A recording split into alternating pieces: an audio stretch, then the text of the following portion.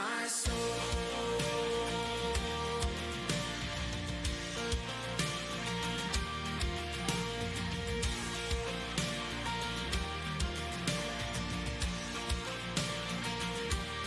What once was dead is now alive.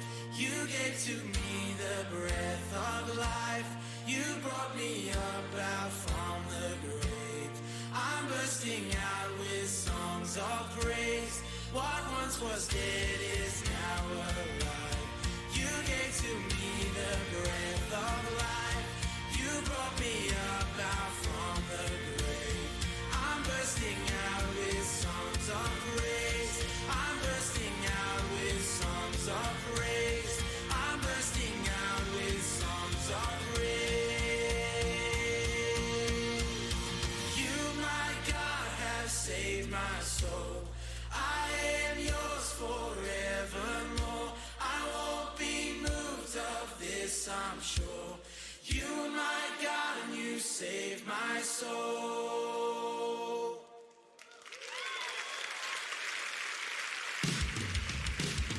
You, my God, have saved my soul. I am yours forevermore. I won't be moved of this, I'm sure. You, my God, you saved my soul.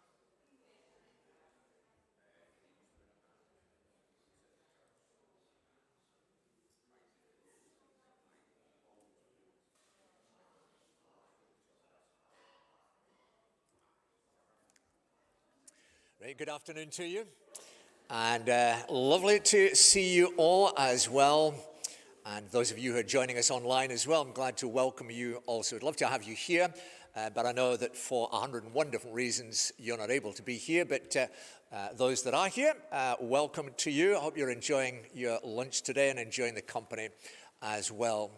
My guess is that probably most, if not all of you, have at least in one part of your mind through these days, you have what's going on in Ukraine, and just wondering how all of that is going to play out.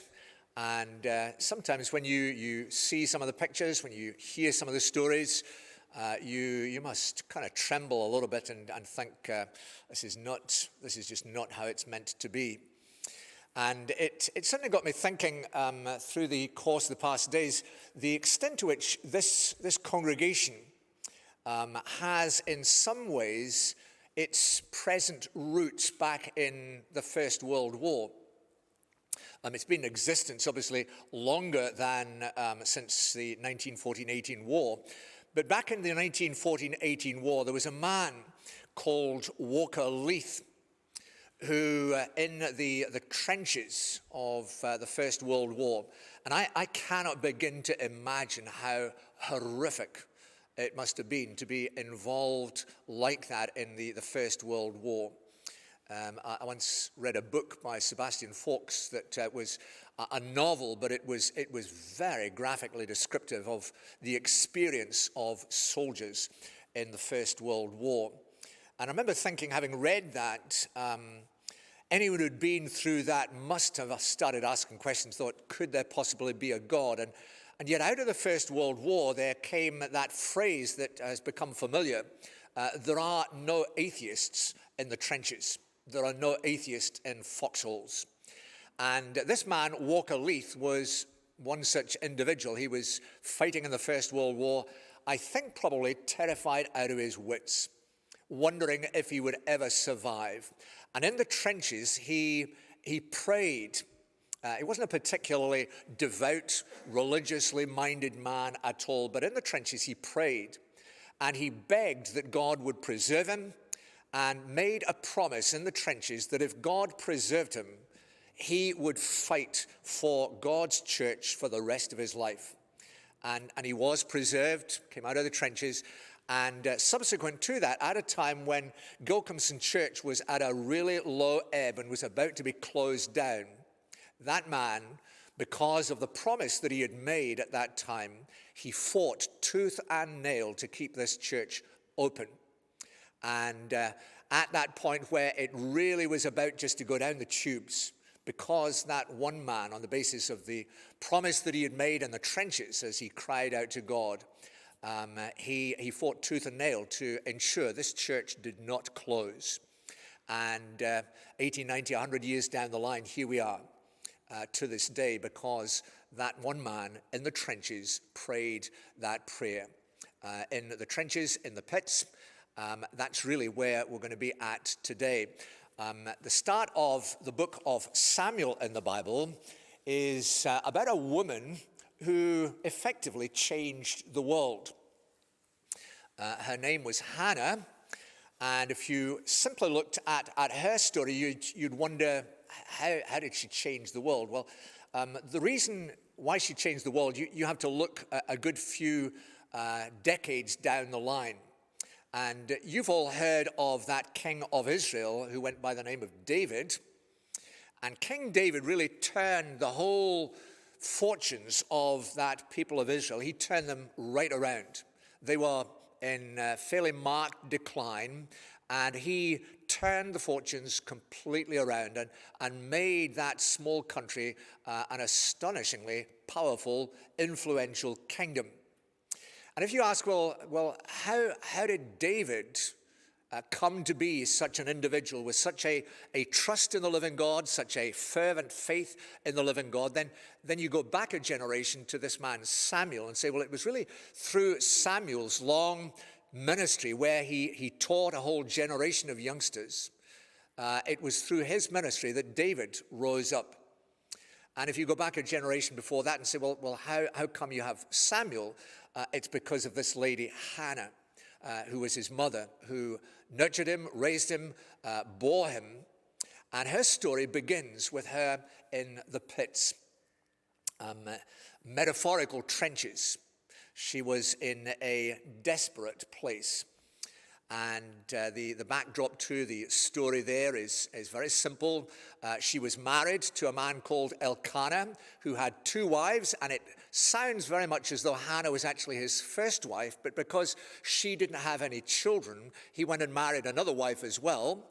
Not a clever idea, but he did that. The other wife was called Peninnah, and Peninnah had children. And because she had children in a day where children were really the mark of success, she mocked and she looked down upon Hannah and made life miserable for Hannah, who didn't have any children, couldn't have any children. And Hannah, eventually, in that state, she went to the temple, and we pick up the story in chapter 1 at verse 9. They'd gone, as they usually did, to the temple for their annual sacrifice. And at verse 9, once when they'd finished eating and drinking in Shiloh, Hannah stood up. Now Eli the priest was sitting in his chair by the doorpost of the Lord's house. I want to pause there in the narrative. We're not going to look at more than just 3 verses today, but I want to pause there because some of you, either here or watching online, it may well be that in a metaphorical sense, that's exactly where you are. You are in the pits. That happens to us for all sorts of reasons. Sometimes it can be illness.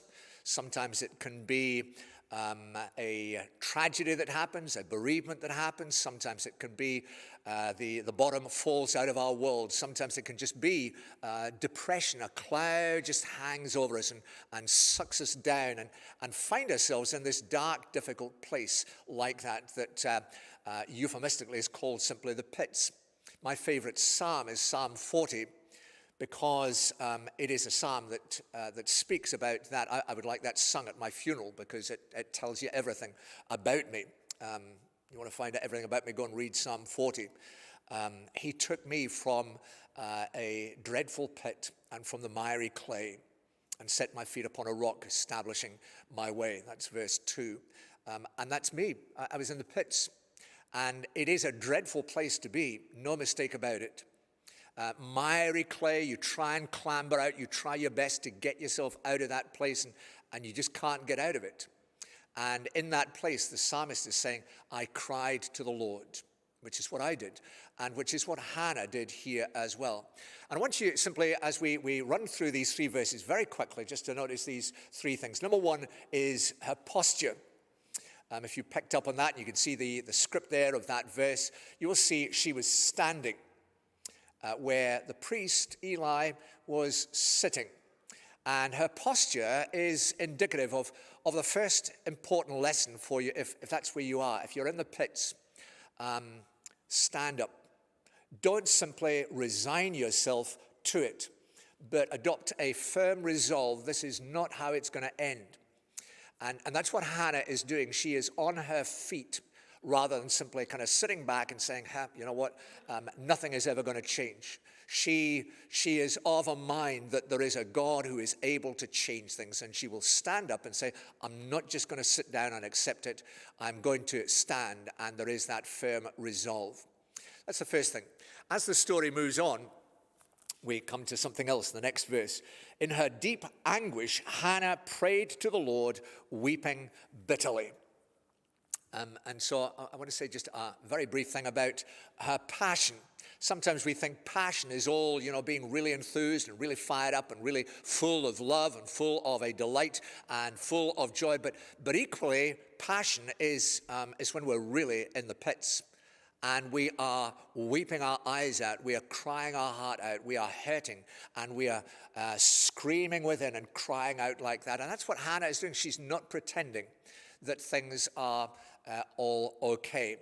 So when she goes to the temple, if you were to go there and you were to ask her, how you doing, Hannah?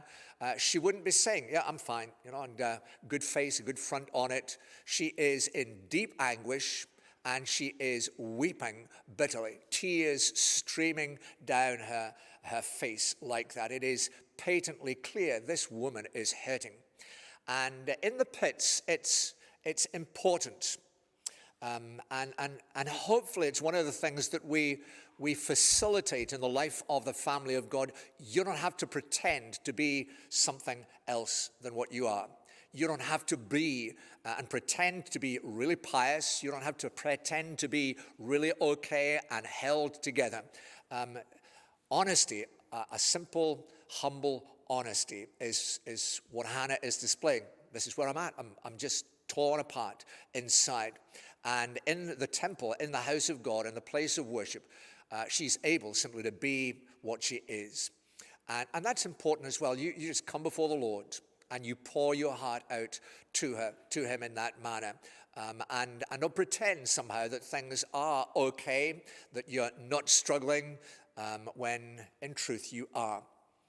And the final verse that I want us to read, just the next verse after that, verse 11, she made a vow saying, Lord Almighty, if you will only look on your servant's misery and remember me and not forget your servant, but give her a son, then I will give him to the Lord for all the days of his life, and no razor will ever be used on his head. And that prayer changed the course of history.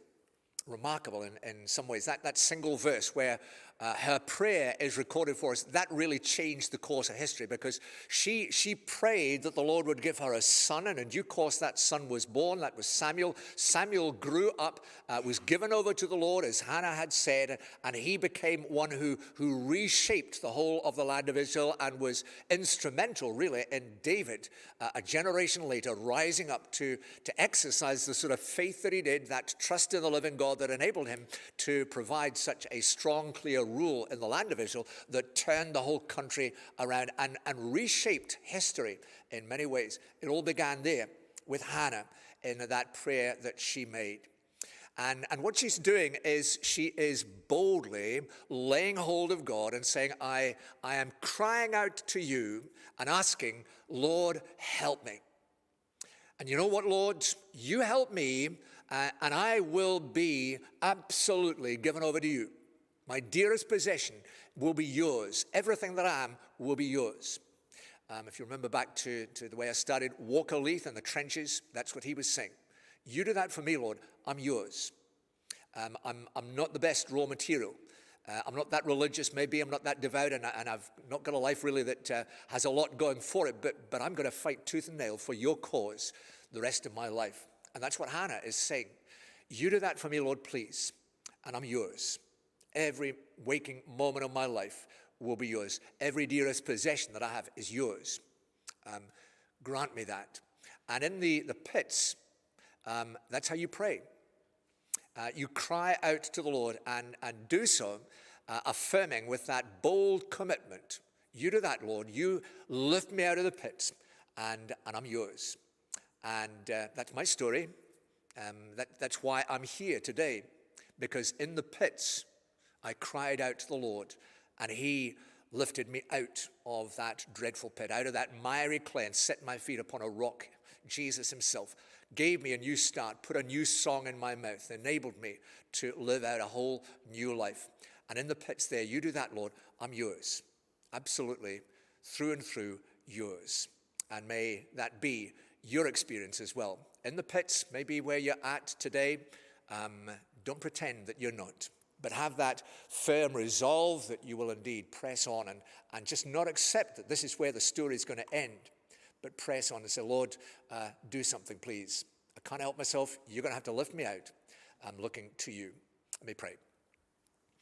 Lord, thank you for this extraordinary narrative in the Bible.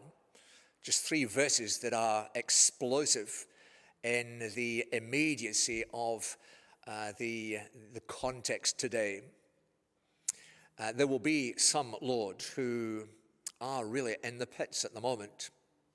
And maybe you've just been hiding that behind a facade of everything being, broadly speaking, okay, but inside just churned around. And if that's the case, then would you simply speak this word into their hearts and lives and say that as it was for Hannah, so it will be for you. Would you do that for them, Lord? And would you enable us so to recognize what you have done for us in Jesus by lifting us out in him and putting our feet upon solid ground, enabling us to press on forward? Would you enable us to live out our day-by-day lives with gratitude and with that eagerness to serve you and your Son in all regards? So hear us, living God, and meet us in our need as we ask it in Jesus' name. Amen. Well, as I say, lovely to have you with us today.